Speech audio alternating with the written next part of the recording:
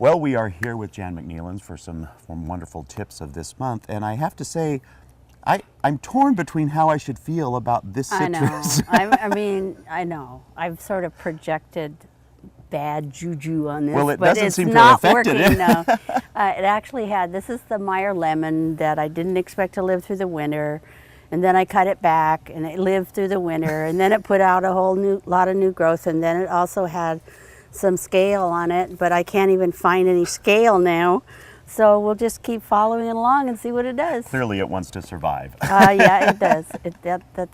That's So, what should we be obvious. thinking about now in the garden?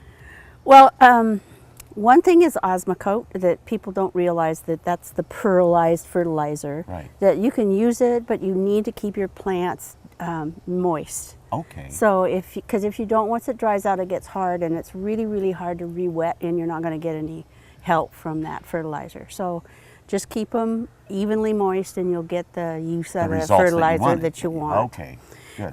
The other thing is, if you've planted some new landscape plants, even last fall, because we've had a really dry May, Right. make sure that you're doing a deep soak on those often enough, not just squirting them with the hose, but doing a deep soak all summer long into fall, waiting for the fall rains, so that those new plants that you put in will survive. And really, they've got to remember too, all of us need to remember that a 4-inch annual does not have the root system of a 5-gallon shrub. Right, exactly. So you need to make sure you're soaking it, and after you do that, dig down and see if you're really soaking it enough. Right, perfect. The other thing for me, and not everybody, but be careful what you ask for in the garden as far as the size of the garden that you have, the maintenance that you're going to need to do. Right now, we're at the stage of changing expectations and downsizing. Right.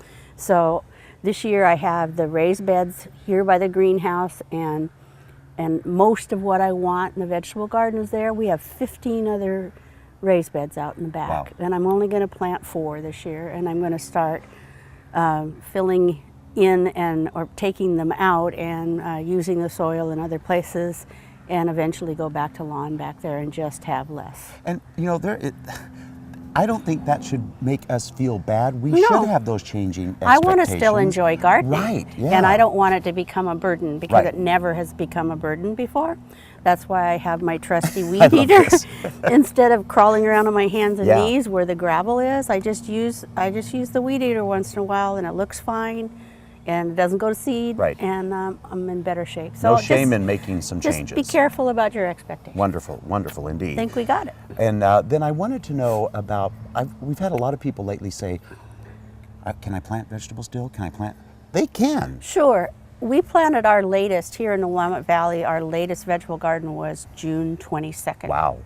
And by September, you're not really sure that it doesn't make much difference Yeah. in May versus June. So yes, green beans, plants, pepper plants, tomato plants, not too late. Get the short season varieties of the tomatoes so they have time to ripen.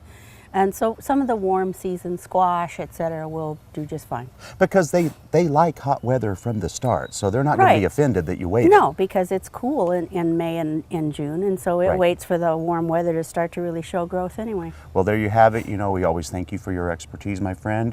It's just some tips for this month, and we're going to do this all again next month with Jan. Thank Okay, you we'll so see much. what the lemon's doing. We'll see how it goes. Okay.